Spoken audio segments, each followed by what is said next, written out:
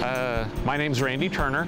I'm a glass artist for Larkfield Glass. Larkfield Glass is the name of this. It's also the name of our farm. We are in just outside of Paris, Illinois, maybe about 7 miles. This is definitely a labor of love. We dreamed of it for many years. I really enjoy being out here in the glass shop. I help as I can, or I'm sometimes doing something else. It was always the dream to move back here, build a studio, and start making glass. And when we have classes out here of art classes, science classes, I mean, people are fascinated with glass. The kids love it. The students in art and science learn some things. The college students up at U of I learn some things. So yeah, there is a lot of science and materials and physics and everything going into this. But then there's also the back left side of your brain artist bent toward it.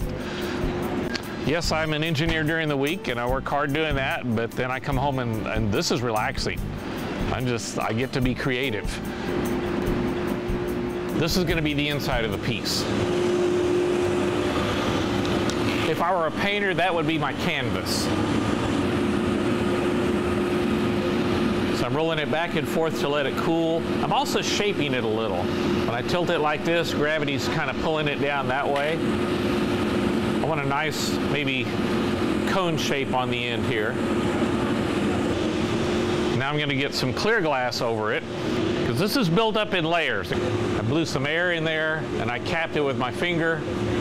So I'm trying to get it to expand to make sure I have an air bubble. So now I have my air bubble. So all the important stages, the very first of this is done. So now I'll go back into the furnace, because this is clearly not enough glass to do anything. So now, just like before, I'll dip up some more glass, and this, I'm going to go roll in some color chips. Now these chips are also glass. Everything here is glass. And since it's glass, it's sticking to the hot glass, and then I can put it back in my glory hole and melt it. But I need to melt it smooth. So I'm going to go back in there and get it hotter. But I also want some patterns in this. So when it's really hot, I'm going to put some designs in. I'm going to put some random swirls in there. A couple of twists here and there. You can see how hot it is. If I don't keep turning, it'll drip. So you can watch it sag down like that. But I want it symmetrical, so that's why I keep turning. So I need to get it hot and smooth it off. So I want to shape this. And to shape it, I use these, they're wooden blocks. They're made out of cherry wood, and they sit and soak in water.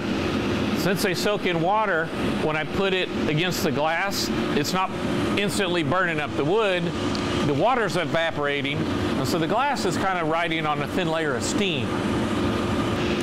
And now comes the last important part. I need to put a neck on here. It's called a neck because it's going to be a skinny place where ultimately I need to be able to take it off this pipe so that I can work with the open end. Because right now, basically, I've got a fancy balloon here. But you see all the pieces, the tall pieces, they have an open end. So this is going to be the bottom of the piece where it sits. Where it's attached to the pipe is going to be the open neck. Now if I keep blowing this like I have been, the bottom, since it's the hottest part of the piece, is going to get really thin and blow out.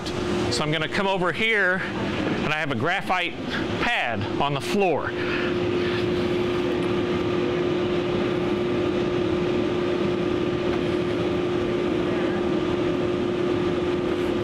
If I blow against a graphite pad, it keeps the bottom from getting really thin.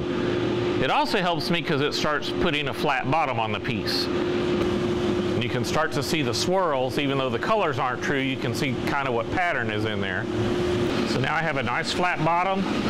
I have a little indentation so that it's going to sit fine. I've got a really pretty good neck.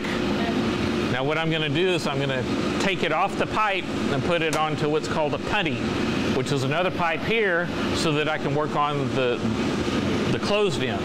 And now I'm going to use what's called a steam stick. It's also cherry. It's also used in the power of the water evaporating. But since it's a closed system, when the steam evaporates, it expands on the inside. So this, which was like a long shape, is now more of a jar.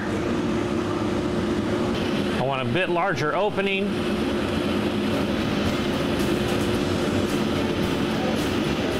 So that would be the finished shape.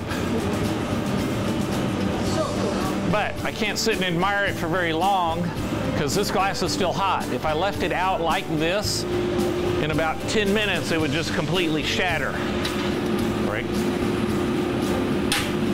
Break it off there. It goes into this, which is, it's an annealing oven. The Italian word is leer, but it actually takes the glass and it cools it about 70 degrees an hour. So when I turn that off tonight, about maybe noon tomorrow, I'll be able to actually go look and see what I made. You know, sometimes it's like, I want to look now, I want to look now, but you don't get to. And that's basically how a piece is done.